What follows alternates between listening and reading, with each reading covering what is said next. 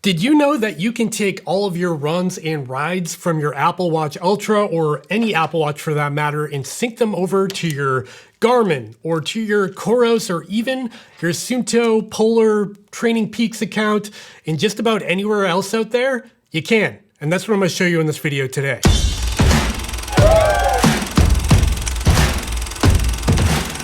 So why would you want to do this? You might be asking, what's the purpose of this video and why do you want to sync all your activities together? Well, in my use case, I have a whole bunch of different devices because I test them for the purpose of this YouTube channel. And some days I run with my Garmin and some days I run with my Apple Watch or my COROS, and it's really frustrating that I don't have all of my activities in one place. Yes, there is Strava, but for instance, if I want to see my total mileage in my Garmin account, all of my Apple Watch activities are not reflected in my Garmin Connect account, and that's what we can solve by using the app that I'm going to show you in this video today. Let's talk about what you're going to need to accomplish all of the steps in this video. First of all, you're going to need an iPhone. Duh, if you have an Apple Watch, you basically need an iPhone because you can't use these watches with an Android device. And the last thing you're going to need is an app on your iPhone called RunGap. RunGap is a very simple application, and it's really where all the magic happens here. And the only purpose of RunGap is to sync activities from one platform to another. The good thing is RunGap is entirely free on the Apple App Store. However, if you do want some of the additional features like automatic syncing and things like that, you will need to upgrade to a subscription in the app. Good news though, the subscription is very affordable. If you want to pay month to month, it's $3.99. And if you do want the full year subscription, it's $10.99. So you might as well get the full year. That's less than $1 a month. Skip one coffee a month and you can afford RunGap. It's pretty affordable. By the way, I should probably mention that this video is not sponsored at all. RunGap did not pay me to say anything in this video. They didn't give me the app for free. They didn't even reach out and email me and ask me to talk about it. I've been using RunGap for several years. I've been a subscriber to their swag bag subscription for several years, and it's totally worth it, which is why I'm talking about it in this video. All right, now that we've talked about the basics and what RunGap can do, let's take a look at the actual app and how you can get your Apple Watch Ultra activities into your other platforms. So as you can see here, I'm at my dashboard and I've already got my app configured, so bear with me here. Let's go through the setup process. If I click on the hamburger icon in the top left here, you'll see that I have a whole bunch of options. And if I go down to accounts and settings, that's where you can configure all of your different accounts. Tapping on accounts and settings displays all of the various different accounts that are available to import and export activities. And as you can see, there are a ton to choose from.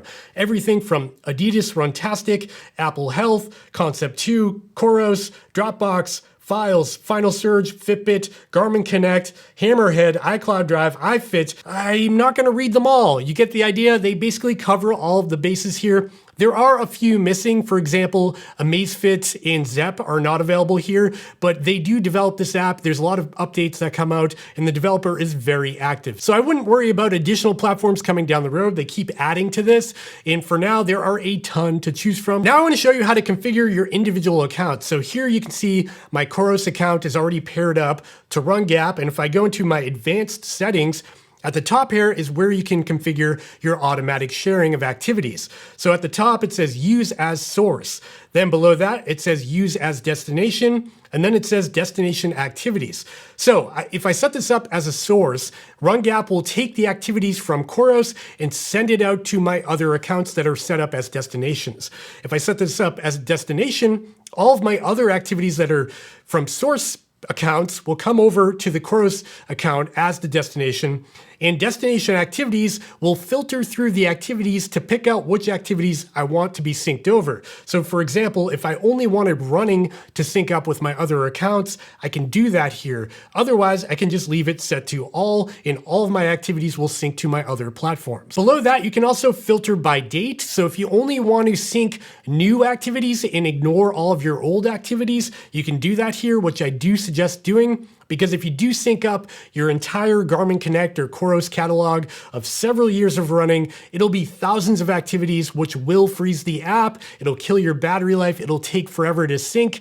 I would suggest just filtering from now on, or just doing like the past month or something like that if you need that much information. And then at the bottom here is naming. So if you want to keep your source file name, so it will say like afternoon run or something like that. If you want to keep that name synced over to your other platforms, you can toggle this box here. Otherwise, the other platforms will give it a name automatically. Now that we've talked about the COROS account, let's talk about my Garmin Connect account because that's a little bit more interesting. So at the top here, you can see my credentials to log into my Garmin Connect account. One thing to keep in mind, this is very important, is that RunGap is not yet compatible with two-factor authentication from Garmin.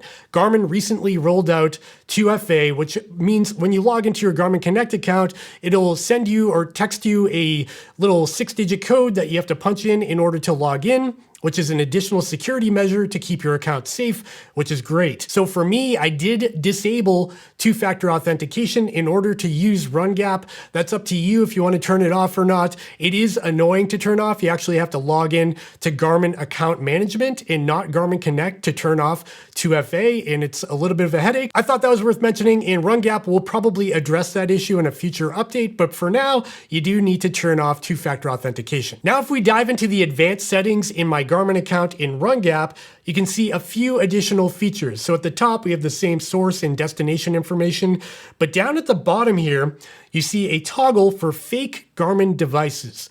That's an interesting title. What this does is it actually injects fake Garmin device information into your activity files. This is very important because what this does is it makes Garmin Connect think that the activity files are coming from another Garmin device. And because of that, it'll include that in some of your training metrics and badges and earning badges for different distances and things like that. And it'll also include that in any challenges that you're enrolled in with your friends and family. Later in this video, we'll talk about what training metrics are actually affected by imported activities because it's a little bit confusing.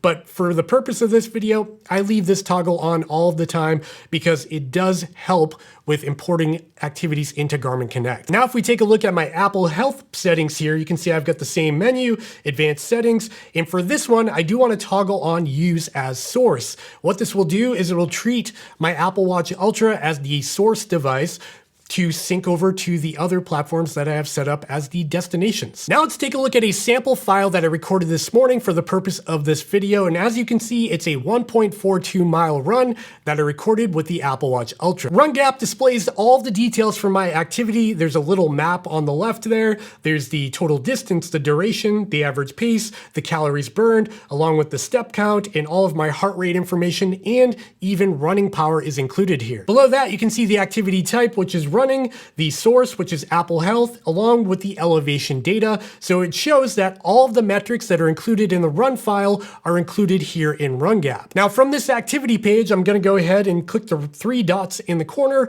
and go ahead and click share. And when I do that, I'll be displayed with all of my different counts that I've set up in RunGap. So as you can see, by default, it's already toggled Garmin Connect on, but I also want to share it with COROS. I haven't set anything else up yet. So with Garmin Connect and COROS selected, I'm going to go ahead and click share. And in the background at the bottom there, you can see the little status bar moving across that it's sharing to COROS and Garmin Connect. Now that I've shared the file from my Apple Watch Ultra over to Garmin Connect and COROS, let's take a look at what happened. As you can see right at the top there, it shows my 1.42 mile run. And if I dive into that, I get all of the data that I would get from any other run from any Garmin device. Total distance, time, calories burned, and I also get my elevation data there. And below that, you can see that it was recorded on a Garmin Forerunner 945, which we know is not true. It was recorded on the Apple Watch Ultra. If I dive into my stats from this activity, you'll get all of the typical information.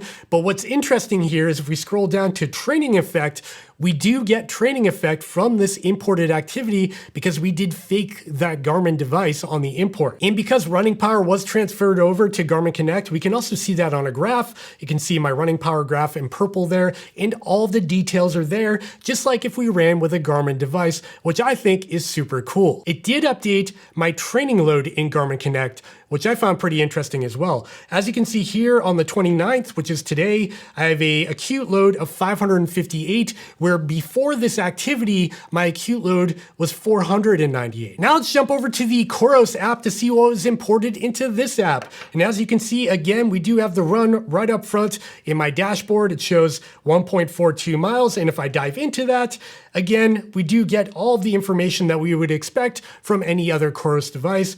Total distance, activity time, average pace, the elevation gain, so on and so forth, including the heart rate, the cadence, and even running power, again, was synced over from the Apple Watch Ultra to the COROS app as well. And the good news when syncing activities from your Apple account over to your COROS account is, again, it does seem like my Apple Watch Ultra imported activities do play a role and have an effect on my training load and estimated VO2 max and marathon level and running performance and all of that. All of those metrics are updated with those imported activities, which is great. All right, friends, we have reached the end of this video, and now I want to hear from you. Do you use RunGap? Are you interested in downloading it, or do you know another app that kind of serves the same purpose? Let me know in the comments down below. I would love to hear from you on how you get your Garmin and Apple things to talk together. That'd be great. Let me know down below. And with that, I think I'm done now. If you enjoyed this video, you found it helpful or something, please consider giving me a thumbs up and subscribing to the channel down below so you don't miss more videos from me in the future. And if you do plan on picking up an Apple Watch Ultra or a COROS or a Garmin or even a Suunto or any other watch that I've shown off in this video, check out the links in the description down below because they do help support this channel and they cost nothing extra to you, so you might as well use them. Okay, friends, I gotta go. I'm gonna go on my run now, do all my things. Hopefully I got everything in this video that I want to cover, and I'll see you next time. Okay, bye.